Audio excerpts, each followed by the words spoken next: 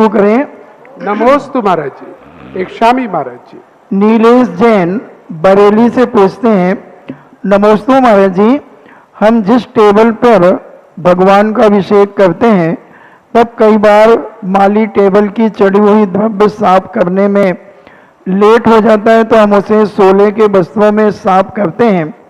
तब कुछ लोगों का कहना है कि इससे दोष लगता है, तो क्या मुझे द्रव्य नहीं हटाना चाहिए?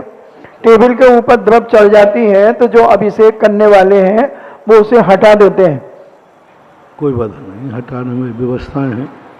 चढ़ाने के बाद द्रव्य को किस रूप में व्यवस्थित करना है उसकी कोई विधि नहीं है, उसका कोई समय नहीं है, इसलिए चढ़ने के बाद वह कोई मूल्य नहीं रखती है। मनीष कुमार जैन जयपुर से पूछते हैं, नमस्ते महाराज जी, मंदिर जी हमेशा पूर्व या उत्तर मुखी क्यों होने चाहिए? पश्चिम एवं दक्षिण मुखी मंदिर से समाज के ऊपर क्या नुकसान होता है? दिशाओं का एक भौतिक रूप से गुरुत्वाकर्षण है। साउथ हमेशा चुंबक से खाली है, पश्चिम उससे कम खाली है। तो जो वैज्ञानिक सिद्धांत है, उत्तर की तरफ चुंबक होता है, कहीं से भी लेना अपने उत्तर की तरफ चुंबक घूमता है।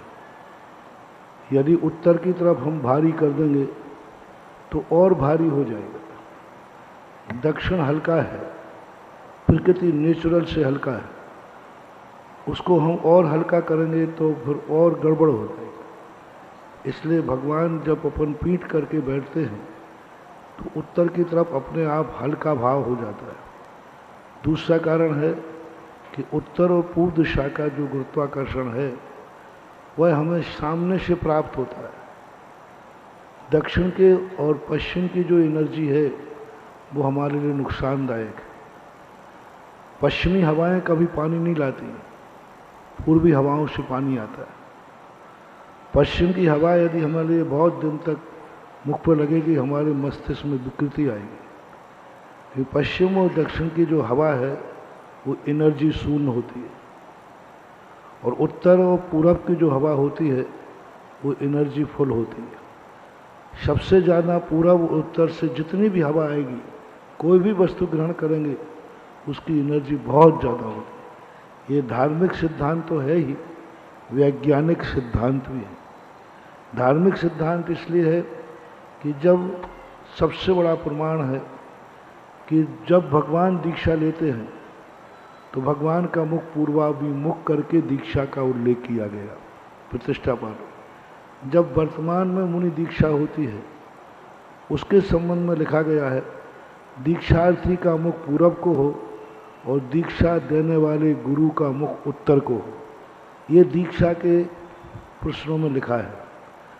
और जब भगवान योग निरोध करते हैं स्वयं रूप से, वो पूरा वो उत्तर मुख की तरफ करके योग निरोध करते हैं। कोई भी तीर्थंकर का मुख, क्योंकि 13वें गुण स्थान में किसी भी तरफ मुख किया हो, उनका मुख उत्तर पूरब की तरफ हो जाता है, चाहे वो उपसर्ग से हो, चाहे किसी भी प्रकार की परिस्थिति में हो। जैसे ही 13वें गुण स्थान में पहुँचेंगे उनका मुख उत्तर और पूरब मुख होता है। यानी योग निरोध उत्तर पूरब की तरफ है, दीक्षा पूरब उत्तर की तरफ है, और सामयिक आदि के लिए भी उन्होंने पूर्वाभिमुख और उत्तराभिमुख का विशेष रूप से उल्लेख किया है। ये हुआ मूल मार्ग। अब विशेष परिस्थितियों में जब स्थान नहीं है या मंदिर में जहाँ भगवान बैठे हैं, गुरुजन बैठे हैं, वहाँ दिशाओं का विचार नहीं करना। क्योंकि जब सामने भगवान बैठे, भगवान का मुंह उत्तर को रहेगा तो तुम्हारा मुंह दक्षिण को होगा। तो वहाँ भगवान ही सूर्य हैं, और भगवान जिस दिशा में बैठे हैं वही दिशा पूर्व दिशा मानी जाती है। इसलिए मंदिर के विकल्पों को छोड़कर शेष स्थानों पर दिशाओं का वर्णन जैन दर्शन में मिलता है। वैज्ञानिकों का जो कहना है कि उत्तर और जो पूरब जो है, विज्ञान सबसे ज़्यादा एनर्जी फुल दिशा मानता है उत्तर दिशा। इसलिए जो चुंबकीय तत्व है वो किस तरफ है? उत्तर की तरफ है चुंबकीय तत्व, दक्षिण की तरफ नहीं है। तो इस अपेक्षा से दिशाओं का अपने आप में महत्व है, उसे मानना चाहिए। शिव कमलेश जैन इमलिया दमोह से पूछते हैं, नमोस्तु महाराज जी, अभिषेक के समय हम श्री जी की आरती हमें कब करना चाहिए एवं मार्जन भगवान। एक और विशेष, बहुत विशेष अच्छा उदाहरण मिला है।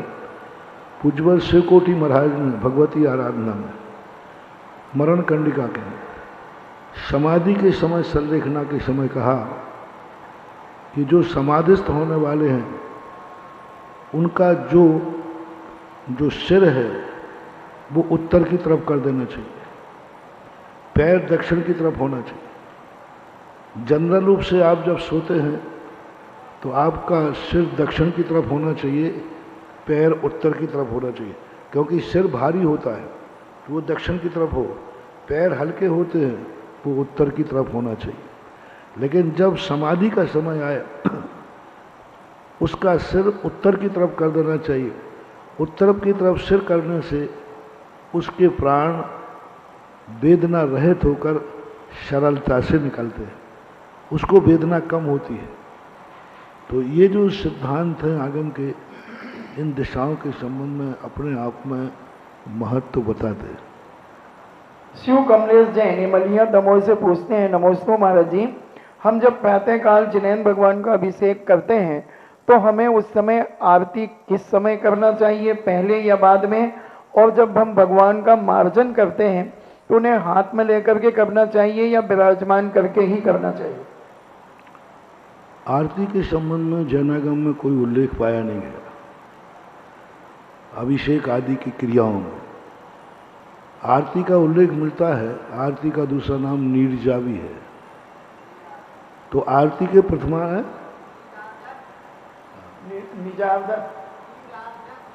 नीरजा शब्द भी उसको बोलते।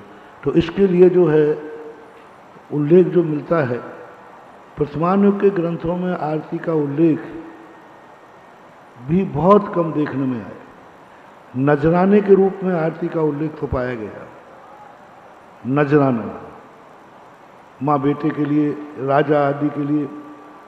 अब तीर्थंकरों की आरती के लिए जो उल्लेख पाएगा तो नित्य नियम की पूजा में तो आरती का कोई उल्लेख पाया नहीं गया। अकृत्रिम चैत्यालयों में कहीं आरती की पूजा के संबंध में किसी आचार्यों ने विशेष वर्णन नहीं किया। तो इसलिए जब भी आपकी सुविधा बने, कई स्थानों पर आरती अभिषेक के बाद होती भी नहीं है, करते भी नहीं है, लेकिन इससे निषेध नहीं है, आरती करने में कोई बाधा नहीं है। आरती शब्द का अर्थ है जो घुमाने की जो परंपरा है, ये बहुत अच्छी परंपरा है। लोग कहते घुमाया इसलिए जाता था कि पहले भगवान को पूरा देखने के लिए घुमाते थे। नहीं, ये घुमाने का पर्पस है संपूर्ण रूप से चारों तरफ से मैं आपसे रति करता हूँ, द्रव्य से, गुण से, पर्यायों से, कृत कार्य तन्मोदना से, मन से, वचन से, काय से, रति समन्तात परि, चारों तरफ से, सब तरफ से मैं आपसे रति करता हूँ। आपके समस्त द्रव्य गुण पर्यायों से मैं रति करता हूँ। ये आरती है। और ये घुमाने का अर्थ ही है कि हमें संपूर्ण रूप से आपके जो गुण हैं वो मुझे प्रकाश रूप में प्राप्त हों। इसलिए आरती की परंपराएं जो चल रही हैं ये ठीक है, निषेध नहीं है। मयंक जैन गुना से पूछते हैं, नमोस्तु महाराज जी, जो राष्ट्रीय दिवस होते हैं उन राष्ट्रीय दिवसों में हम अपने जिनालय में ध्वज बंधन आदि कर सकते हैं क्या? नहीं करना चाहिए। स्पष्ट रूप से धर्म के रूप में राष्ट्रीय ध्वज का, राष्ट्रीय अभिवादन का स्थिति का कदापि प्रयोग नहीं करना चाहिए। हाँ, राष्ट्र ध्वज जो है वह निषेध नहीं है। राजा का ध्वज अपने आप में राजा का ध्वज है, लेकिन उस राजा के ध्वज को मंदिर में लगाना या मंदिर के ध्वज को राष्ट्र ध्वज के रूप में मानना, ये आगम की सहमति नहीं। मंदिर का ध्वज अलग है, राष्ट्र ध्वज अलग है। महेंद्र जैन पत्रकार इंदौर से पूछते हैं, नमोस्तु गुरुदेव, कई वर्षों से मंदिर जी में परम पूज्य आचार्य श्री की कृपा और आपके आशीर्वाद से सर्व प्राचीन माघनंदीकृत अभिषेक शांति धारा पूजा सभी समाजजन के सहयोग से स्वयं करते हुए और सभी को कराकर सभी को धर्म प्रभावना में सहयोग कर रहे हैं। महाराज जी कुछ दिनों से तथाकथित ज्ञानी युवा दिशा भ्रमित होकर रोज मंदिर जी में अभिषेक, शांतिधारा आदि में विवाद कर रहे हैं। महाराज जी ऐसे दिग्भ्रमित युवाओं को किस प्रकार सुधारा जाए? अब देखो, दिग्भ्रांत लोगों के लिए तो कुछ कहा नहीं जा सकता। कई लोग इस प्रकार के विरोध कसाय के कारण भी करते हैं। कई इस प्रकार का विरोध जो है उनके मत के अनुसार अपना ग्रुप विरोध करना ही उनका लक्षण है। आगम का ज्ञान नहीं होने से कई युवा लोग किसी महाराज के ग्रुप से होने से उन महाराज के पक्ष में करते हैं। कई महाराज हैं, आरिकाएँ हैं, पंडित लोग हैं, पंथवाद लोग हैं, उनके रिश्तेदार, उनके ब्याह जी, उनके भगत बनने से अब वो महाराज को भक्त, महाराज ने किसी ने निषेध किया ये शांति धारा नहीं करना चाहिए, तो उन्हीं के रूप में जानते करते कुछ नहीं। तो आजकल विरोध व्यक्ति कई प्रकारों से कर रहा है। आज धर्म से मतलब नहीं है, आज व्यक्ति को ग्रुप से मतलब हो गया। आज गुणों से मतलब नहीं है, ग्रुप से।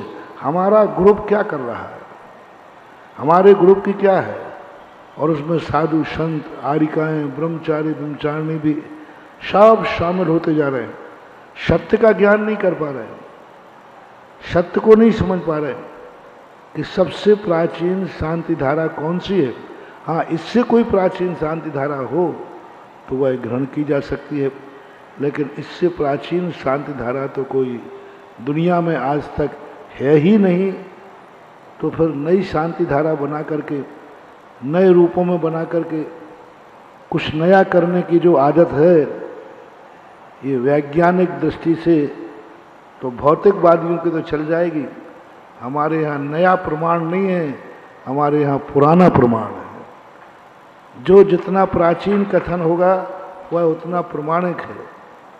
इसलिए मैं तो और तो कुछ कहूँगा नहीं, यही दृष्टिकोण है, प्राचीन प्रमाण है। प्राचीन को प्रमाण मान करके स्वीकार करना चाहिए, यही समीचीन परंपरा है। श्रीमती अमिता जैन नर्मदापुरम से पूछती है, नमोस्तु महाराज जी, निजी मंदिर समाज को सौंप दिया है और अब कुछ तथाकथित लोग उस मंदिर के नव निर्माण में बाधा उत्पन्न करते हैं, तो ऐसी स्थिति में हम क्या करें? जब तक नव निर्माण नहीं होता तब तक हम उसे अपना निजी ही मान करके रखें? अब इस प्रसंग में एक पक्षी प्रश्न का जवाब नहीं दिया जा सकता। दूसरा पक्ष जो समाज का है वो क्यों नहीं निर्माण करना चाहता है, जब तक उसको सुने बिना हम कोई बात नहीं कर पाएंगे, क्योंकि ऐसे निर्णयों में कभी कभी निर्णय बहुत गलत हो जाता है। हो सकता है आपका कोई ऐसा वीक पॉइंट हो जिस कारण से समाज आपके मंदिर को नहीं स्वीकार कर रही है या नई व्यवस्था कर रही है, आपकी उसमें ज़्यादा दखलंदाजी हो, ये भी हो सकता है। इसलिए जब तक इस संबंध में दोनों पक्ष न सुने जाएं, तब तक कोई निर्णय करना उचित नहीं होगा। राजीव जैन शिवरार्थी हमारे पाटन से पूछते हैं, नमोस्तु महाराज जी, विद्वान लोग कहते हैं भक्त को भक्ति का फल भगवान के सामने नहीं मांगना चाहिए और विद्वान स्वयं जिनवाणी के माध्यम से मांगते हैं, इन दोनों में क्या अंतर है? कौन मांगता है? जिनवाणी के माध्यम से कहाँ मांगते हैं? कोई नहीं मांगता है। और ऐसे मांगने की जो परंपरा है तो वो तो सभी मांगते हैं। अब रही बात जिनवाणी के माध्यम से मांगते हैं, तो अब वहाँ विवक्षा देखी जाएगी, किस विवक्षा में कर रहे, किस विवक्षा में उसका परिणाम है। हमेशा उसके एक ही पहलू मत देखो, दूसरा पहलू भी देखना चाहिए। श्रीमती चंदा जैन आष्टा से पूछती हैं, नमोस्तु महाराज जी, मूल गुण निर्वर्तना और उत्तर गुण निर्वर्तना के द्वारा पापों का आश्रय किस प्रकार घटित होता है? मूल गुण निर्वर्तना वो कहलाती हैं जो मूल कार्य होते हैं, मूल कार्यों को जिनमें करना अनिवार्य होता है, उनसे भी कर्मों का आश्रय होता है।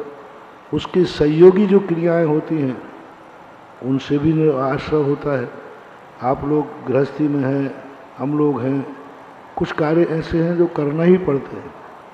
अब जैसे पिछी का निर्माण है, अब पिछी का हम निर्माण करेंगे, इसको बांधेंगे, छीलेंगे, बनाएंगे, तो आदि आदि इनसे ये मूल गुण की निर्वर्तना कहलाती। उसमें भी आश्रय तो हो गई। उत्तर गुण निर्वर्तना ठीक ठाक इसको व्यवस्थित करना, ठीक है, पंखे गर्म नहीं हो जाए ऐसा करना। तो इस प्रकार के चाहे मूल गुण हो चाहे कैसी भी हो, कोई भी निर्वर्तना ने रचना, उस कार्य को करेंगे तो कर्मों का आश्रय होगा ही होगा। डॉक्टर मगन जैन आष्टा से पूछते हैं, नमोस्तु महाराज जी, प्रदोष, निन्नव, मात्सर्य और असाधना किस प्रकार से हमारे ज्ञान गुण को आवरित करती है? सदोष का अर्थ होता है तत्प्रदोष। दोष नहीं, कई लोगों को दोष निकालने की आदत पड़ जाती है। वो सही ज्ञान है, उसका सही ज्ञान है, सही बोला है उसने, फिर भी कहीं ना कोई अपेक्षा लगा करके उसको टोकना। ये टोकने की आदत कई लोगों को बहुत गंदी पड़ जाती है। टोकना भी एक बहुत बड़ा व्यसन है, और ऐसी गंदी आदत पड़ जाती है, टोकने से कई घर टूट जाते हैं। जैसे सासुओं को, कई लोग सासुओं को, बहुओं को टोकने की आदत होती है, वो टोकने के कारण से घर टूट जाते हैं। ऐसे कई लोगों की टोकने की आदत होती है, अपने आप को थोड़ा ज़्यादा ज्ञानी विद्वान मानने लग जाते हैं। ये नहीं सोचते कल हम भी मूर्ख ही थे, ये नहीं सोचते हैं कल आज वो मूर्ख है, कल हम इससे ज़्यादा मूर्ख थे। लेकिन उसकी मूर्खता की, उसकी अज्ञानता पर ना करके उसे कहते, ये क्या तुम कोई बोल के जानते हो क्या?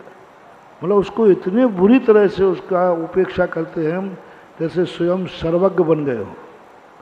तो ये जो टोकने की आदत होती है, दोष निकालने की आदत होती है, वो कहलाता ज्ञानावर्णी कर्म का बंध होता है।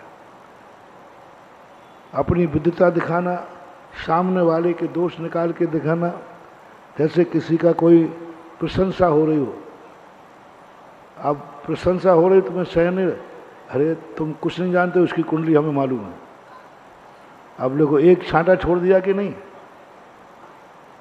अरे तुम्हें कुछ नहीं मालूम, हमें सब मालूम है, इतना से कह किया। इस समय ज्ञानावर्णी कर्म का बंध। निन्ना अर्थ का होता है किसी के निन्ना को छुपा देना। कोई पूछ रहा था कि मुझे प्रवचन के लिए बुलाना है, किसको बुलाऊं? तो तुम्हें मालूम है कि अच्छा कौन है? नहीं, अच्छा बना देंगे तो उसकी यहाँ प्रशंसा हो जाएगी, तो उसको छुपा दिया। मतलब किसी की अच्छाइयों को छुपा देना, किसी के ज्ञान गुण को छुपा देना, किसी अर्थ को छुपा देना। ये अर्थ बता देंगे तो फिर लोग हमारे ऊपर उंगली उठाएंगे, हमारे को महाराज आपने ये अर्थ बताया और आप ही देख लो इसको। तो इस अपेक्षा से नहीं बताना। सत्य है, मालूम है कि यदि मैं ये बताऊंगा तो लोग मेरे ऊपर ही उंगली उठा देंगे, तो अर्थ को छुपा दिया। नहीं, यहाँ ये अर्थ नहीं है, दूसरे ने अर्थ निकाला, उसका प्रभाव पड़ने वाला है, तो नहीं, ये गलत अर्थ निकाल रहा है, ठीक नहीं है, तो ये कहलाता निम्न हो। आसाधना का अर्थ है अनादर, उपेक्षा भाव। ज्ञानी आगे आ रहा होगा, लेना देना क्या, बड़ा ज्ञानी आएगा। कोई ज्ञान की बातें कर रहे हैं, अपन अपन आराम से सो रहे हैं। शास्त्र पढ़ते समय विनय से नहीं उठाना। स्वाध्याय के लिए शास्त्र उठाया, विनय से नहीं उठाया, यथवा तत्वा उठा लिया, रखा तो विनय से नहीं रखा, नीचे रख दिया। पढ़ते समय सावधानी से बंद नहीं किया, जीव जंतु देखकर, तो ये सब आसाधनाएं कहलाती हैं। मास्टर और माश्चर्य तो ईर्षा भाव, ईर्षा भाव के कारण से ज्ञानी से ईर्षा रखना। ईर्षा रखना, एक ईर्षा का एक उदाहरण पड़ा था। दो विद्वान कहीं गए अनजाने स्थान पर, तो अनजाने स्थान पर एक राजा के यहाँ भोजन की बात आई। तो अब इन पंडितों को कौन सा भोजन चाहिए है, तो कैसे पूछें, क्या करें? पंडित अपनी तरफ से बताएंगे नहीं कि हमें क्या खाना है, तो उन्होंने कहा एक दूसरे से पूछते। वो रसोईया बेचारा सीधा साधा था, तो उसने कहा पंडित से पंडित जी साहब इनका परिचय छपना है और भोजन में भी बनाना है कुछ, इनका क्या स्वभाव है, क्या नेचर है। एक मन, अरे वो तो पूरा गधा है, गधा। तो लिखने वाले निकल गया कि भाई दूसरा पंडित। उसके पास गए कि भाई एक पंडित जी के संबंध में कुछ बताओ इसका। बोले वो तो पक्का बैल है, बैल मूर्ख है। दोनों वो लिख ले गया। वहां जब रसोई में भोजन बना तो एक के सामने घास रख दिया, एक के सामने भूसा रख दिया। बोले ये क्या किया तुमने? बोले साहब इन्होंने कहा था ये गधा है तो हमने घास रख दिया, इन्होंने कहा था ये बैल है, हमने भूसा रख दिया। तो जो परिचय मुझे मिलेगा हम वही तो रखेंगे। ये होता है मात्सर्य भाव के कारण। अपन जानते हैं कि वो ज्ञानी है, लेकिन ईर्षा भाव के कारण से हम उसकी निंदा कर देते हैं, बुराई कर देते हैं। गुणों को जानते हुए भी वो आया ना मेरी भावना, देख दूसरों की बढ़ती को ईर्षा भाव। गुण से प्रमोद भाव आना चाहिए था। गुणों को देखकर प्रमोद भाव आएगा तो एक दिन वो गुण अपने में प्रकट हो जाएंगे। हमें दूसरों के गुणों को देखकर ईर्षा भाव जागता है और ईर्षा भाव से हम उसकी आलोचना करते हैं, तो भी ज्ञानावरणी कर्म का बंध मात्सर्य भाव से होता है। चलिएगा, जिज्ञासा समाधान के लाइव सेशन में आप सभी का स्वागत है। प्रश्ना स्वाध्याय का यह अनूठा कार्यक्रम पूरे विश्व में देखा जाता है, इंतजार किया जाता है इस समय का। और आज जो सबसे प्रथम प्रश्न लेकर आ रहे हैं आज, क्योंकि हम बड़े उत्साहित हैं मित्रों, क्योंकि आज हम विद्युत सम्मेलन की पूर्व, विद्युत संगोष्ठी की पूर्व संध्या पर ये यहाँ पर हैं। और आज हम देख रहे हैं हमारे मध्य अनेक विद्वान आना प्रारंभ हो गए हैं और कल से देश के 40 से भी अधिक नामचीन विद्वान यहाँ पर होंगे और दिन भर अलग अलग विषयों पर यहाँ पर संगोष्ठी चलेगी। और हम अभी सभी ऑनलाइन चैनल के माध्यम से भी और आप सबको भी कहना चाहेंगे, कल मौका मिलेगा पूरे देश को, पूरे विश्व को कुछ अनूठे अनुभव सुनने का। प्रयास करेंगे जो भी कुछ होगा उसका प्रसारण लाइव नहीं तो रिकॉर्डिंग वर्जन में आपको दिखाएंगे। लेकिन अभी बुलाना चाहेंगे हमारे मध्य पधारे हुए सनावत से प्राचार्य डॉक्टर नरेंद्र कुमार जी जैन साहब को। आइएगा और अपनी जिज्ञासा को रखिएगा। और उसके बाद तैयार रहिएगा बनारस वाराणसी से प्रोफेसर अशोक कुमार जी जैन, जो अध्यक्ष हैं अखिल भारतीय विद्युत परिषद वाराणसी के। कृपया करके तैयार रहिएगा। परम पूज्य मुनि पुंगा श्री सुधा सागर जी महाराज के चरणों में सादर नमोस्तु। पूज्य क्षुल्लक श्री गंभीर सागर जी महाराज के चरणों में सादर इच्छामी। महाराज जी, मेरी एक छोटी सी जिज्ञासा है कि भगवान महावीर स्वामी ने अपने उपदेशों में आचार पर जोर दिया है या अध्यात्म पर? आचार पर या आचार पर जोर दिया है या अध्यात्म पर? महावीर स्वामी का मूल सिद्धांत था आचार, अध्यात्म नहीं। अध्यात्म 22 तीर्थंकरों के काल में अध्यात्म पर जोर था। अध्यात्म उसी युग में जोर दिया जाता है जहाँ मोक्ष के दरवाजे खुले रहते हैं, क्योंकि अध्यात्म मोक्ष का साक्षात कारण है। अध्यात्म एक निर्वृत्ति मार्ग है। अध्यात्म का अंतिम फल उपेक्षा है। अध्यात्म का अंतिम फल केवल ज्ञान है, मोक्ष है, यथाख्याचार्यत है, परम पारिणामिक भाव है। अध्यात्म की ये परिभाषाएं बताई पूज्यवर अमृतचंद सूरी महाराज ने। अध्यात्म के संबंध में कहा जिससे हमें यथार्थ स्वरूप की प्राप्ति होती है, यथार्थ स्वरूप की, परम पारिणामिक भाव जिसका फल है उसको अध्यात्म कहते हैं। चूँकि महावीर स्वामी जानते थे कि आगे आने वाला युग मोक्ष को ले जाने वाला नहीं होगा, और उन्होंने सबसे पहले अपने जीवन में आचार संहिता को मुख्य बनाया। इसलिए और तीर्थंकर पंचशील व्रतों से नहीं जाने जाते, महावीर स्वामी पंचशील व्रतों से जाने जाते। क्या 5 महाव्रत पहले नहीं थे? थे, लेकिन उनकी प्रसिद्धि 5 महाव्रतों से नहीं है। दूसरे सामने वालों ने तो जैन यही मान लिया कि पारसनाथ तक 4 ही व्रत थे, लेकिन महावीर स्वामी ने के सामने सबसे बड़ा जो था मिथ्यात्व, धर्म के नाम पर हिंसा, धर्म के नाम पर क्रियाकांड, मिथ्याचारित।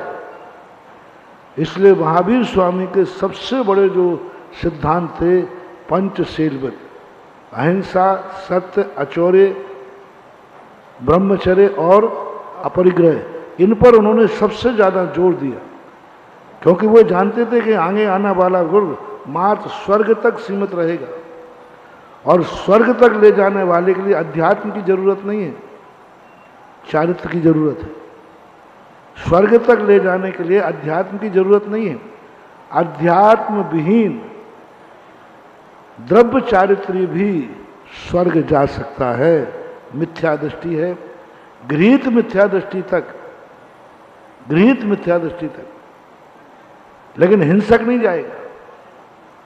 गृहीत मिथ्या दृष्टि स्वर्ग जा सकता है, परिव्राजक आदि, लेकिन जो हिंसक नहीं जाएगा, 5 पाप करने वाला नहीं जाएगा। 5 पापों से जो व्रत है, भली वो मिथ्या दृष्टि है, तो भी वह स्वर्ग को प्राप्त कर लेगा। इसलिए महावीर स्वामी ने मुख्यतः चारित्र को मुख्यता दी, क्योंकि चारित्र तक ही इस पंचम काल में मंजिल है। और देवगति के बंध के कारणों में उन्होंने यही लिया सब, और पुण्य के बंध के कारणों में भी उन्होंने लिया व्रत बाल तपांसी आदि देवस्य, जो दिया ना वो व्रत समिति आदि, हाँ, और अंत में दिया बाल तपांसी देवस्य। बाल तपांसी देवस्य से क्या अर्थ हुआ? बाल यानी मिथ्या दृष्टि, मिथ्या दृष्टि का चारित्र भी देवगति के बंध का कारण है। इसलिए आज हमने सुबह प्रवचन में बहुत बड़ी बात कही थी। महावीर स्वामी का नारा था, जियो और जीने दो। जियो कैसे जीना ये सीखो, कैसे मरना ये कैसे दूसरे को जिंदा रखो ये जीतो। और ऋषभदेव का पहला नारा था, अशी, कैसे मरना ये सीखो, कैसे मारना है ये सीखो। मरना और मारना सीखना है ऋषभदेव के षट कर्म का पहला उपदेश था। और महावीर स्वामी का था, जियो और जीने दो। अब इसकी व्याख्या हमने प्रातःकाल विस्तार से की। इतनी अकेला सूत्र लेके कोई व्हाट्सएप नहीं चला देगा। हाँ, अब वो सुबह का पूरा प्रवचन सुने तो उसको पता चल जाएगा कि जैन दर्शन में मरने की विधि और मारने की विधि भी कही। मरना और मारना भी पुण्यबंध का कारण है, मरना और मारना भी धर्म है, ये जैन दर्शन की विधि में आता है। और जियो और जीने दो, ये भी एक चीज है। तो प्रातः काल का आज का पूरा प्रवचन पूरा सुनेगा तो समझ में आएगा, नहीं तो वो मामला बिल्कुल उल्टा हो जाएगा। इसलिए चारित्र परख ही उपदेश रहे हैं। ऐसी मुख्यता महावीर ने सबसे ज़्यादा व्यसन त्याग पर जोर दिया। महावीर की जितनी भी वाणी आचार संहिता में है, उन्होंने सबसे ज़्यादा, और उसी की आचार्यों ने सुरक्षा की है। महावीर स्वामी का सबसे ज़्यादा चारित्र पक्ष की सुरक्षा की गई। गृहस्थों के लिए किसी भी आचार्य ने गृहस्थों को अध्यात्म नहीं लिखा। श्राप का चार लिखे तो 35 श्राप का चार लिख दिए। गृहस्थों को खास तौर से आचार संहिता पर जोर है महावीर स्वामी की, ऐसा मानना। चलिए, बहुत बहुत धन्यवाद। और चलिए प्रोफेसर अशोक कुमार जी जैन अपना प्रश्न पूछेंगे। और पंचशील का सिद्धांत भगवान महावीर से किस प्रकार से निकला और क्यों निकला, बहुत सुंदर यहाँ पर चर्चा आई है। प्रातः स्मरणी परम पूज्य मुनि पुंगव सुधासागर जी महाराज के श्री चरणों में त्रिकाल नमोस्तु। पूज्य चुल्लक गंभीर सागर जी महाराज के चरणों में सादर इच्छामी। ये हम सब लोगों का परम सौभाग्य है कि आगरा नगर में दिनांक 7 से 9 तक और 9 के बाद में 10 तारीख को अखिल भारतवर्षीय विद्वत परिषद का सम्मेलन यहाँ आयोजित हो रहा है। और इस अवसर पर प्रातः स्मरणी 24वें तीर्थंकर भगवान महावीर स्वामी की उपलब्धियां पर एक महत्वपूर्ण संगोष्ठी आयोजित है। पूज्य श्री, मेरा विनम्र निवेदन है कि आचार्य अमृतचंद जी ने एक वाक्य जो है लिखा, परमागमस्य बीजम निषिद्ध जात्यंत सिंदूर नय विधानम सकल नय विलसिता नाम विरोध मतनम नमाम्यने कांतम।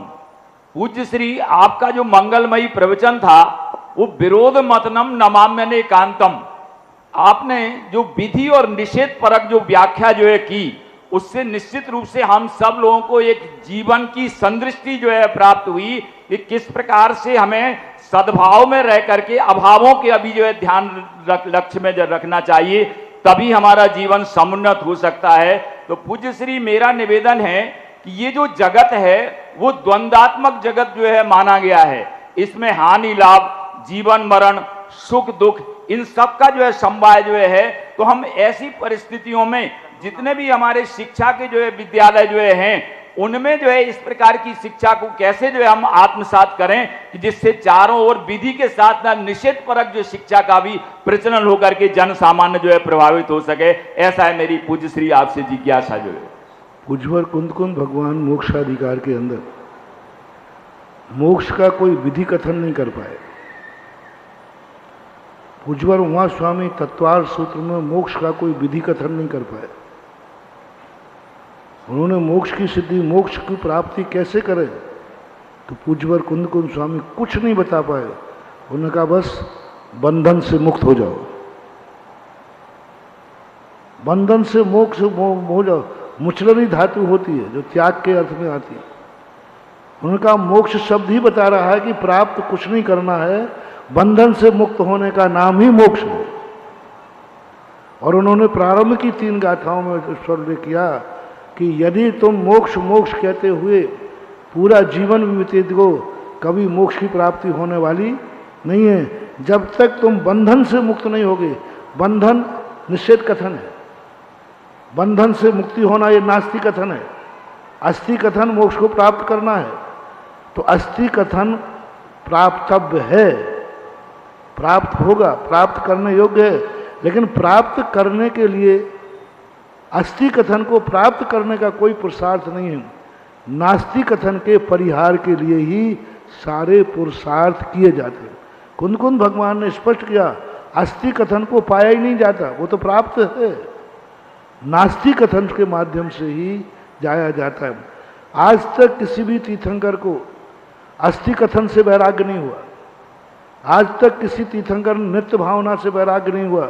जितने भी तीर्थंकर हुए सब अनित्य भावना से वैराग्य को प्राप्त हुए। और अनित्य भावना नास्ति कथन है, ये नहीं है, ये नश्वर है, ये नश्वर है। अविनाशी क्या है, इससे वैराग्य नहीं होता। जब जब अविनाशी व्यक्ति पहले प्रण करेगा उसको कभी वैराग्य होगा ही नहीं। अस्थि कथन वाला कभी वैरागी नहीं हो सकता। अस्थि कथन वाला कभी संवेग को प्राप्त नहीं हो सकता। अस्थि कथन वाला कभी भी किसी भी रूप में चारित्र का भाव नहीं करेगा। प्रैक्टिकल 50 साल का संग्रह है मेरे पास। जो जो तथाकथित अध्यात्मवादी अस्थि कथन का स्वाध्याय किया, समय सार को पढ़ा, उनके 2 प्रतिमा लेने के भी भाव नहीं होते, हो ही नहीं सकते।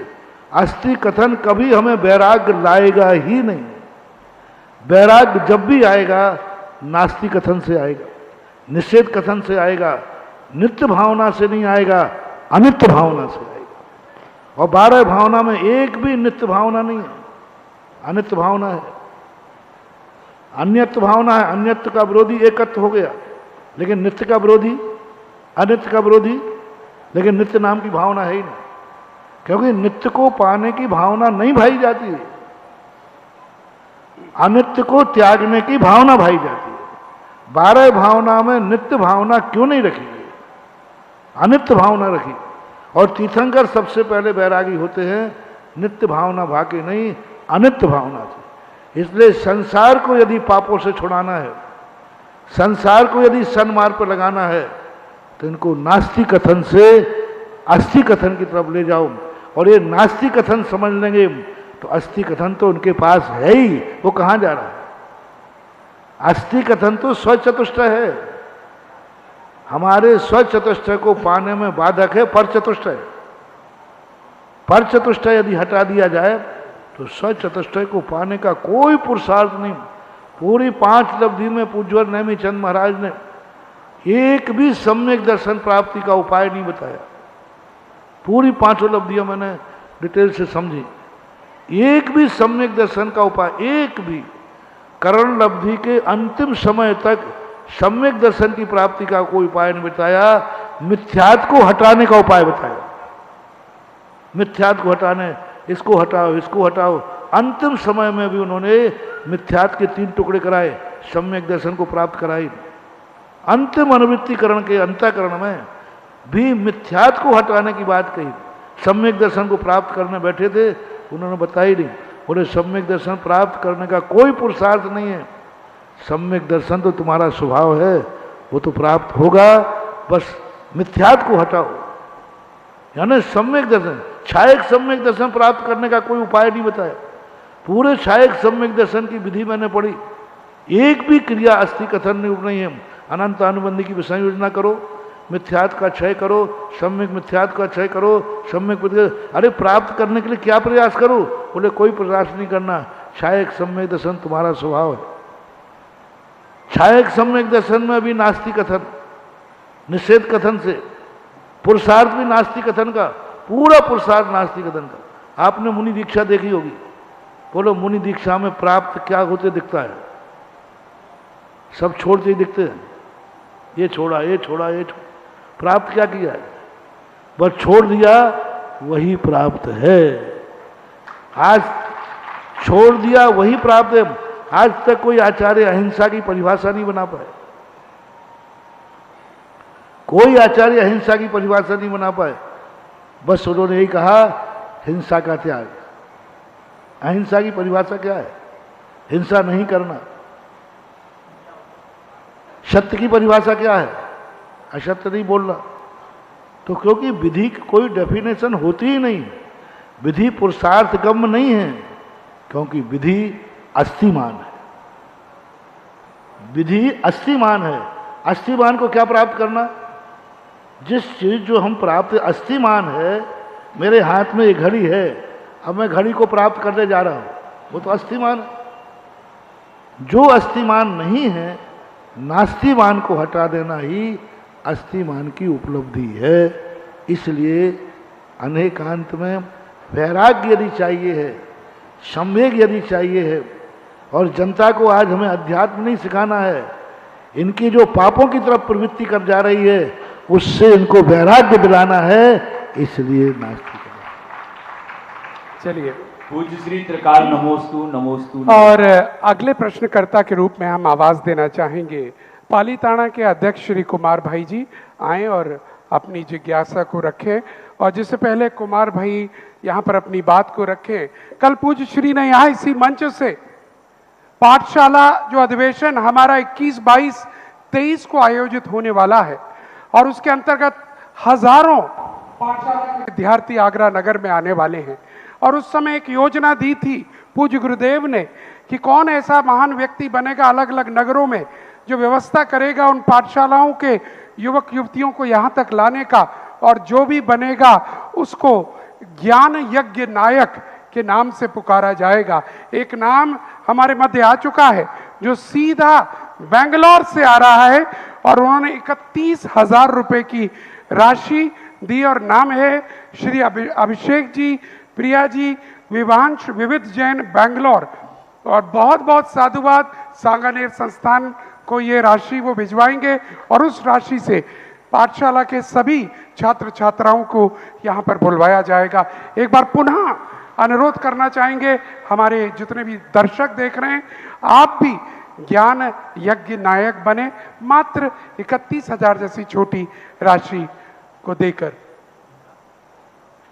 राशि का कोई फिक्स नहीं है, आप जितना भी चाहें, 1 लाख रुपया, 51,000 हो, 2 लाख हो, ये आपके ऊपर है। चलिए, आपका प्रश्न। नमोस्तु महाराज, नमोस्तु। निर्णायक श्रवण, हेलो। निर्णायक श्रवण मुनि पवंग से 108 सुधा सागर जी महाराज के चरणों में बार बार नमोस्तु। महाराज जी, मैं कुमार भाई भावनगर से आया हूँ, पालीताना और घोघा का अध्यक्ष हूँ। आपके आशीर्वाद से और आचार्य विद्यासागर महाराज के आशीर्वाद से पालीताना का जीर्णोद्धार का कार्य बिल्कुल संपन्न हुआ है, पंचकल्याणक भी हो चुका है। अभी आप 1996 में विद्यासागर जी महाराज घोघा नगरी में आए थे, समुद्र किनारे पे, जहाँ पर अपना बहुत पुराना मंदिर है। श्रीपाल राजा की कहानी वहाँ जुड़ी हुई है। आप भी 2004 में घोघा पधारे थे, उसी समय ही आपने संकल्प किया था इसका जीर्णोद्धार होना है। तो आज इतने 20 साल बाद वहाँ का जीर्णोद्धार का कार्य हमने शुरू किया है। तो हमारी एक विनती है, आप आशीर्वाद दें कि हमारा कार्य जरूर से जल्दी पूरा हुआ है। जब गिरनार यात्रा की तरफ गया था 2004 के लगभग, तब गुजरात के तीर्थ क्षेत्रों की जो दुर्दशा देखी, और गिरनार में सबसे महान अच्छे क्षेत्र तीर्थ सिद्ध क्षेत्र, चार सिद्ध क्षेत्र वहाँ हैं। तारंगा, पालीताना, पावागढ़ और गिरनार, ये चारों सिद्ध क्षेत्र एक बहुत बड़ी महानता को लिए हुए हैं। लेकिन आज के समय पर उनकी जो दुर्दशा देखी वो बड़ी दयनीय है, गिरनार की भी दयनीय है। और इन्होंने जिस बात की बात कही पालीताना की, 3000 मंदिरों के बीच में एक लाडला मंदिर है, एकमात्र मंदिर था, वो भी बहुत स्थिति ठीक नहीं थी। तब कुमार भाई के पास उस समय ये चर्चा की, और इन्होंने एकमात्र व्यक्ति ने पूरी ताकत लगा करके, मेरे पास भी साल भर में 1-2 बार आ ही जाता, बहुत बड़ा कार्य किया है। आज पालीताना का मंदिर जो इन्होंने बनाया है, 3000 मंदिरों में अकेला मंदिर नगीना सा चमका दिया है। वाह। पहले 3000 मंदिरों में ये मंदिर बिल्कुल खंडहर के रूप में था सब तरफ से।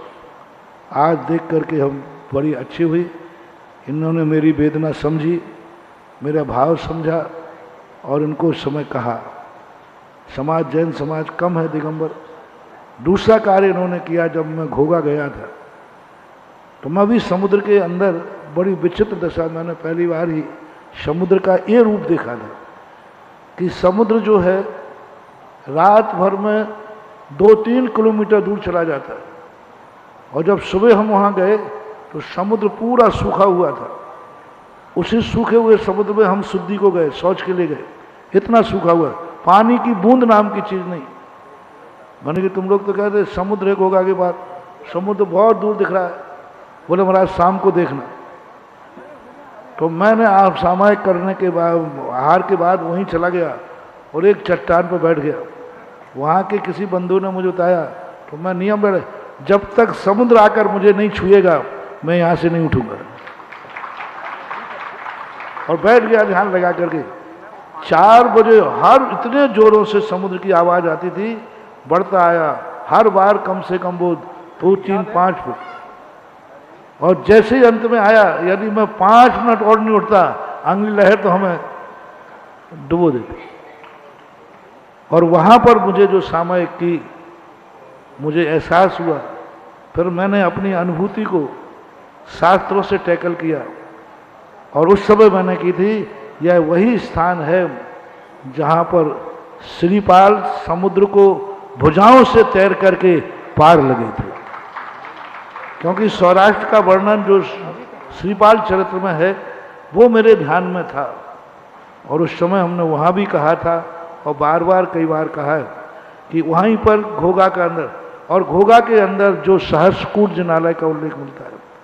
पहले वो सहस्रकूट जिनालय रहा है, वो खंडित हो गया, फिर बाद में इन लोगों ने पीतल का सहस्रकूट बनाया, और वो श्री घोघा जो है श्रीपाल के एक अतिशयकारी स्थान है, जहाँ श्रीपाल के बढ़ने से देवताओं के द्वारा बंद किए हुए कपाट खोले गए थे। लेकिन वहाँ की स्थिति भी ठीक नहीं थी, ऐसे है जैसे एक सामान्य स्थिति हो। वहाँ भी बात कही, अभी इन्होंने बीड़ा उठाया है, घोघा के मंदिरों को भी पाषाण के बना करके अमर करने। वाह। वो चूड़ा सीमेंट के बने हुए थे, और पाषाण के मंदिर बना रहे हैं। समाज बहुत कम है, मुझसे कुमार भाई अपना बहुत बड़ा योगदान कर रहे हैं, मेहनत करते हैं। मेरा कहना है कि अभी ये दोनों क्षेत्र पूर्णतः सुरक्षित है, अपने हाथ में है। इनको सारा भारत मिलकर के इनको इतना मजबूत कर दे कि कम से कम ये क्षेत्र गुजरात में अमर हो। और सबको हाथ बटाना चाहिए। छोटा मोटा काम नहीं, पाषाण का काम तो बड़ा होता है। और सारे भारत के लोग थोड़ा थोड़ा काम भी घोगा में कराएंगे तो घोगा भी एक श्रीपाल चरित्र की भक्ति का प्रतीक, भक्ति का संकेत देने वाला क्षेत्र अमर हो जाएगा। मेरा बहुत बहुत आशीर्वाद है। और अब इस प्रसंग में आया तो गिरनार के संबंध में सारे भारत के लोग चेतो, जागो। गिरनार के संबंध में भी बहुत सारी स्थितियां विकट बन रही। सारे कागजातों में से नेमिनाथ, शंभु, प्रद्युम्न, इनके नाम गायब किए जा रहे हैं। अभी कल खिलजी मल जी अलवर के वकील साहब आए, उन्होंने कहा महाराज जी सीधा सीधा रिकॉर्ड गायब किया जा रहा है गुजरात। और वो कटिबद्ध होकर के हमने कल आशीर्वाद दिया। मैंने कहा तुम वकील बनकर खड़े हो और अपना इतिहास प्रस्तुत करो। और अभी गिरनार के लिए सब लोगों को जाना चाहिए। गिरनार की वंदना करने का नियम बना ले सारी जैन समाज। हम साल भर में एक बार गिरनार की वंदना करेंगे, बिना मन के करो, मन नहीं है तो करो, वहां संख्या की गिनती चाहिए। अभी सारे भारत से यह बात की आह्वान है कि सारे भारत को इस वर्ष गिरनार की यात्रा का प्रसंग बनाना है। हर व्यक्ति को गिरनार यात्रा चलो, गिरनार यात्रा चलो। यदि गिरनार में यात्रियों की संख्या बढ़ाओगे तो गिरनार बच जाएगा। अंततः गिरनार में नाम लेने वाला नहीं, गिरनार नाम ही खत्म कर दिया जाएगा। गिरनार का नाम ही खत्म करने का प्रयास है कि गिरनार नाम खत्म करो। और ये नाम खत्म करने के प्रयास किए जा रहे हैं। और अभी इसी साल ये बहुत बड़ा षड्यंत्र चालू हुआ है कि वहां पर सरकार ने जो पैसा दिया है गिरनार के नाम से नहीं दिया, गिरनार का नाम हटा दिया, नेमिनाथ भगवान के नाम से नहीं दिया, हटा दिया। और सरकार के रिकॉर्ड में यदि ये नाम हट गया तो हम कुछ नहीं कर पाएंगे आगे जाकर के, क्योंकि सरकार का रिकॉर्ड पक्का रिकॉर्ड माना जाता है। अभी कल ही खिलजी मल वकील साहब आए, वो बहुत प्रयास कर रहे हैं। मैंने उनको आशीर्वाद दिया कि आप इसको जहाँ तक लड़ना चाहें लड़ें, लेकिन गिरनार का नाम नहीं मिटने दें। आप सबको जागना बहुत जरूरी है। सम्मेद शिखर के ऊपर एक और उपसर्ग आ रहा है। अभी एक उपसर्ग आया था, पर्यटक घोषित किया गया था।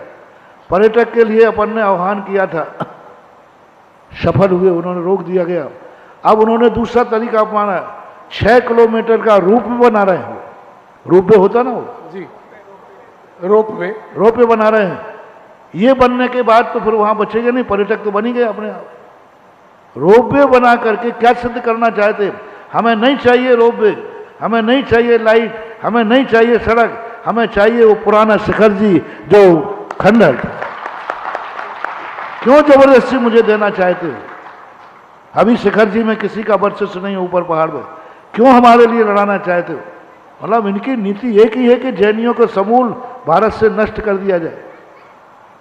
रोपवे बनाने की हमारी मांग ही नहीं है।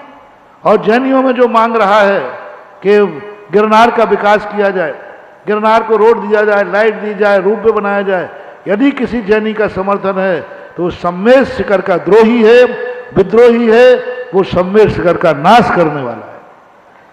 सम्मेद शिखर में अभी सब लोग रोपवे का विरोध करो। सारे भारत के लोग जहां जो हैं, एक सम्मेद शिखर के ऊपर रोपवे नहीं बनना चाहिए। हमें नहीं जरूरत रोपवे की। हम 4 बूढ़े लोग दर्शन नहीं कर पाएंगे तो कोई बात नहीं है, हमारा सम्मेद शिखर सुरक्षित रहना चाहिए। हमें सुविधाएं नहीं चाहिए। मैंने तो उसी समय विरोध किया था जब शिखर जी के अंदर सड़क डालने का प्रस्ताव आया था।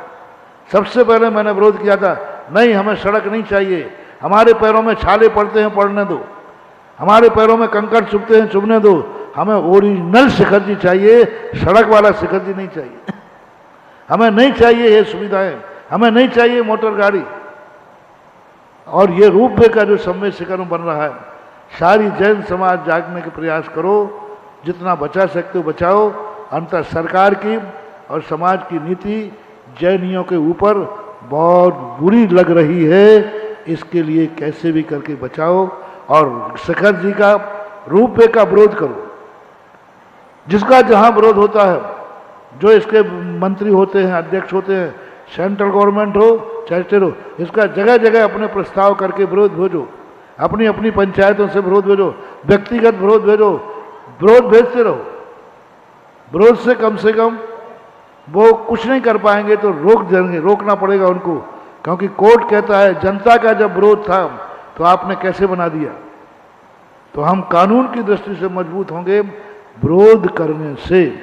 तो दो आह्वान, एक तो घोघा का निर्माण के लिए सब तैयार रहें, दूसरा गिरनार के लिए यात्रा करने के लिए तैयार रहें। गुजरात के तीर्थ क्षेत्रों की यात्रा करो, बिना मन के करो, ये मान के करो कि हम भगवान के नाम से करना है। हर साल यात्रा का प्रसंग बनाओ और गिरनार की यात्रा करो।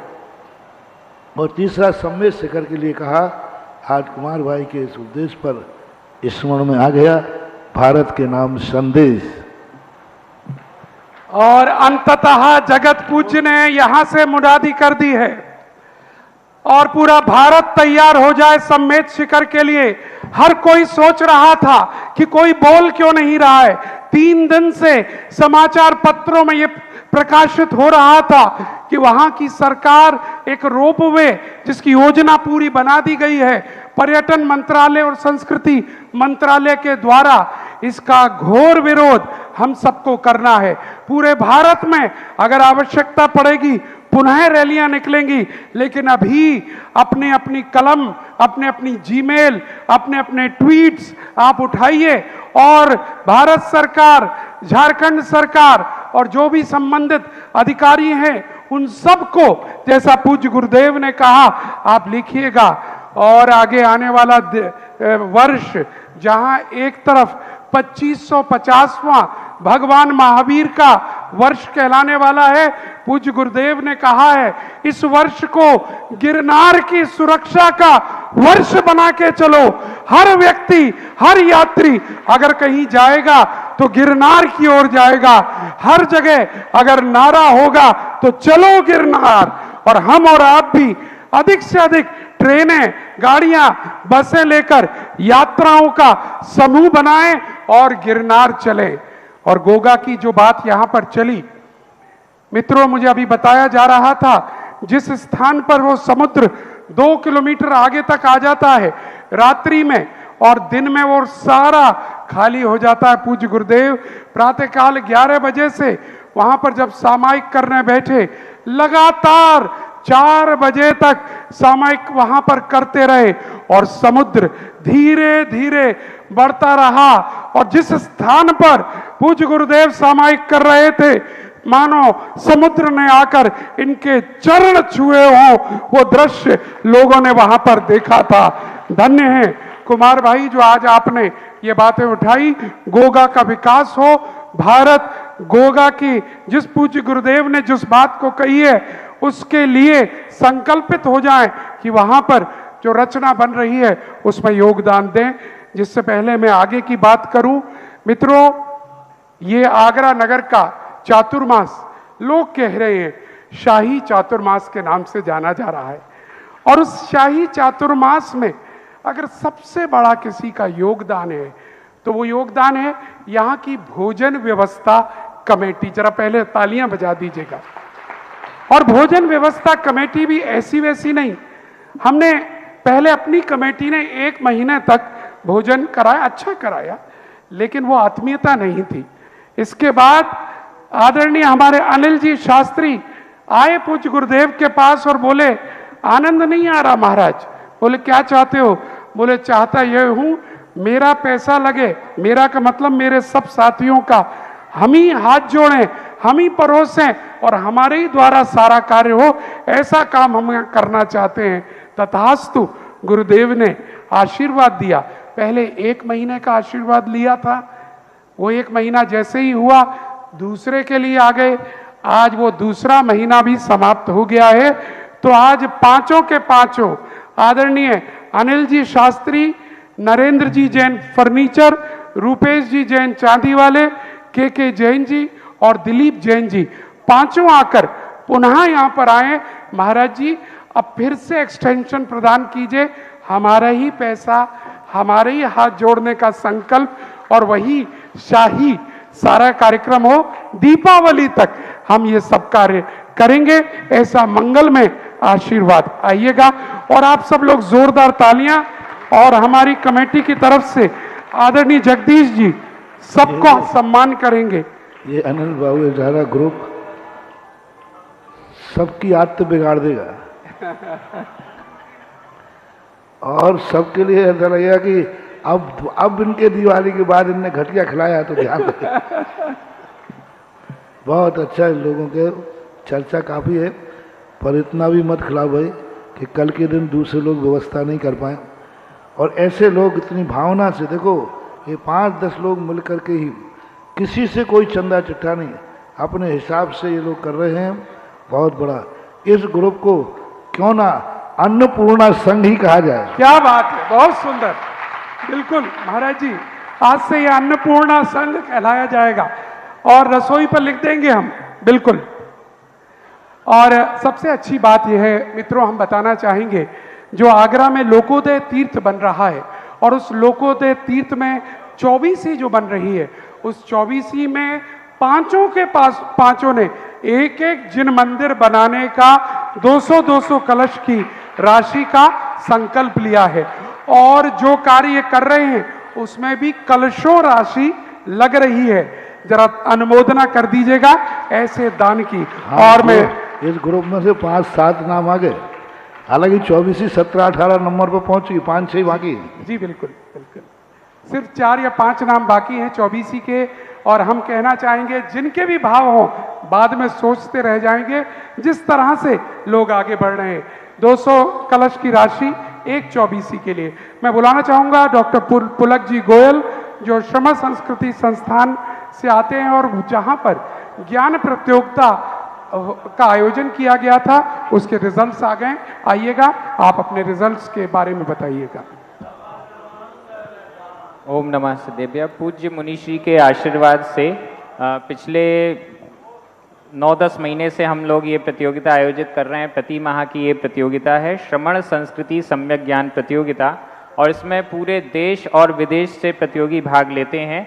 इस सितंबर माह में तत्वार सूत्र के अध्याय 7 से 10 तक का विषय था और जिसमें हम पुरस्कार के नाम घोषित कर रहे हैं। प्रथम पुरस्कार 3 प्रतियोगियों को प्राप्त हुआ है। 41 लोगों में से ये चयन किया गया है। 100, 99 और 98 ये 3 अंक वाले 41 लोगों में से चयन हुआ है लकी ड्रॉ के माध्यम से।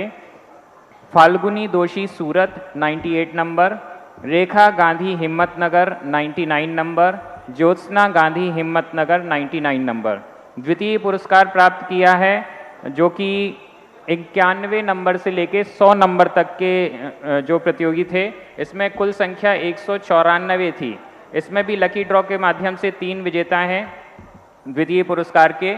नयन कुमार जैन उदयपुर 95 नंबर, बीना कुमारी जैन देहरादून 96 नंबर, बीना जैन अग्रवाल हैदराबाद 95 नंबर। तृतीय पुरस्कार जो कि 81 नंबर से 100 नंबर तक के प्रतियोगियों के बीच में लकी ड्रॉ के माध्यम से निकाले गए हैं। 277 प्रतियोगी इसमें थे। 5 पुरस्कार यहाँ घोषित किए जा रहे हैं तृतीय पुरस्कार के रूप में। विजय लक्ष्मी जैन इंदौर 89 नंबर, रजनी जैन कटनी 92 नंबर, सुचिता जैन छिंदवाड़ा 96, प्रेमलता रोकड़िया खुरई 96, अलका जैन मालपुरा 92। सांत्वना पुरस्कार 17 हैं जो कि 71 नंबर से 100 नंबर तक के प्रतियोगी हैं। सभी के नाम मैं ले रहा हूँ। सुचित्रा जैन बंगाई गांव, किरण जैन सागर, चक्रेश जैन गाजियाबाद, अशोक पोद्दार भद्रावती, माधवी जैन खुरई, पूर्णिमा बोबदा दाहोद, कांता जैन पहाड़िया हैदराबाद, विलास साखरे खंडवा, शारदा जैन वैशाली, सुनीता जैन जयपुर, डॉक्टर सुधा जैन गुड़गांव, डॉक्टर अखिलेश जैन गुड़गांव, प्रतिभा जैन एटा, राजेंद्र पाटनी जयपुर, राजेश कुमारी जैन अजमेर, कमलेश जैन भोपाल, दिव्या जैन रामपुरा मनिहारान। और अगले महीने की जो प्रतियोगिता है अब नेक्स्ट 3 महीने की रत्न करंड श्रावकाचार ग्रंथ पर है जो कि आचार्य समंतभद्र स्वामी के द्वारा रचित है। प्रति माह 50-50 श्लोकों पर उसकी प्रतियोगिता होगी। मेरा पूज्य मुनिश्री से एक जिज्ञासा भी है कि इस प्रकार की प्रतियोगिताओं से जो लोगों में स्वाध्याय होता है वो किस कोटि का है, क्योंकि ये जो ऑनलाइन प्रतियोगिताएं हैं ये तो पुस्तक देखकर ही भरी जाती हैं। हम इसमें ये नहीं कहते कि आप बिना पुस्तक देखे इनको भरें, पुस्तक देखकर, खोलकर, प्रश्न देखकर उसके 4 ऑप्शन होते हैं, उसमें से एक चयन किया जाता है। तो इस कोटि की जो प्रतियोगिताएं हैं, क्या ये स्वाध्याय है या ये कुछ और ही है? नमोस्तु महाराज। पूज्य ब्रह्मा स्वामी महाराज ने तत्वार सूत्र के अंदर स्वाध्याय की चर्चा की और स्वाध्याय के उन्होंने भेद किए, धर्मोपदेश, आमना और उसमें एक प्रश्ना स्वाध्याय दिए। ये जितनी भी प्रतियोगिताएं हैं ये प्रश्ना स्वाध्याय के अंतर्गत आएंगे, क्योंकि प्रश्न पूछने पर उत्तर दिया जा रहा है। आप यहाँ से प्रश्न बनाते हैं, वो उत्तर देते हैं। जितने भी जैन धर्म की प्रश्नात्मक परीक्षाएं हो रही हैं ये सब प्रश्ना नाम का स्वाध्याय है। तो ये सब स्वाध्याय के अंतर्गत हैं, चाहे ऑनलाइन हो चाहे स्वाध्याय से हो। व्यवस्थाएं समय समय के अनुसार बदलती हैं, लेकिन ये सब स्वाध्याय के अंतर्गत आएंगे। इसलिए सभी को जिस माध्यम से ज्ञान प्राप्त हो, किस माध्यम से उनकी रुचि बढ़ती है, उस माध्यम से उपदेश दे दिया जाता है, ऐसा मानना चाहिए। जिस माध्यम से ज्ञान प्राप्त हो उससे करना चाहिए। और सबसे अच्छा कार्यक्रम तो आपके सामने है, जिज्ञासा समाधान, जिसको देखने के लिए हर कोई आता है। हम ठीक 5:30 बजे सारा कार्य बंद करके बैठ जाते हैं जिज्ञासा समाधान में, क्योंकि उस कार्यक्रम में प्रत्येक व्यक्ति की जिज्ञासा होती है कहीं ना कहीं और पूर्ति होती है। और जब से ये जिज्ञासा समाधान कार्यक्रम चलता है, अनेक मंदिरों में जो बातें, चर्चाएं, कुरीतियां चल रही थी वो समाप्त हो गई हैं और कई तरह के सुधार अपने आप आए हैं। और हमने पूज्य गुरुदेव को प्रोग्रेसिव सोच का सदैव देखा है। आइएगा, आरती का समय हो चुका है। बहुत सारे नाम थे, सोच रहे होंगे क्या होगा, लेकिन ठीक है, जिसका सौभाग्य उनके ही नाम आज आ पाए। लेकिन आरती किसे मिलेगी उसका सौभाग्य आपके हाथ में। मुख्य पुण्यार्जक आज अन्नपूर्णा ग्रुप है, वो अन्नपूर्णा ग्रुप आ जाए, वो तो मुख्य पुण्यार्जक के रूप में आएगा। लेकिन आप में से जिनका भी सौभाग्य हो, मात्र 11,000 रुपए की राशि देकर पुण्यार्जक बनकर ऊपर आने का आपको मौका मिल सकता है। शीघ्रता करिएगा। कौन सौभाग्यशाली है जो पुण्यार्जक बनेगा? आप में से हो सकता है, आप में से हो सकता है। मात्र 11,000 रुपए की राशि आपको हाथ ऊपर उठाना है और आपको मौका मिलेगा यहां पर आकर आरती करने का। शीघ्रता करिएगा। 11,000 रुपए, मात्र 11,000 रुपए। जो भी इच्छुक हो, परिवार, व्यक्ति, समूह, यहां पर आकर आरती कर सकता है। शीघ्रता करिएगा। 11,000 रुपए में कोई भी व्यक्ति, समूह हाथ खड़ा कर दे जिनके भी भाव हो और वो यहाँ ऊपर आकर आरती कर सकता है। मुख्य पुण्यार्जक ठीक सामने पहुंच जाएं और चलिएगा, आरती हम प्रारंभ करें। उससे पहले एक पुण्यार्जक हमारे मध्य आ चुके हैं, आइएगा। दूसरा दीपक पीछे दीजिएगा भैया।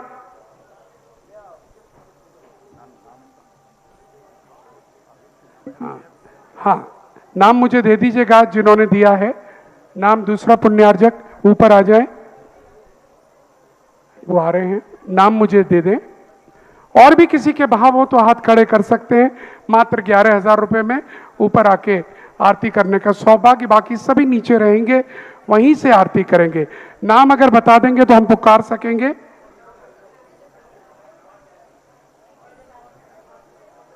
अमर अभय कुमार जी जैन, साड़ूमल वाले, ललितपुर। बहुत बहुत साधुवाद। और किसी के भाव हो? प्रबंधक शांतिनाथ मंदिर आ चुके हैं, ललितपुर। और आइए आरती प्रारंभ कीजिएगा।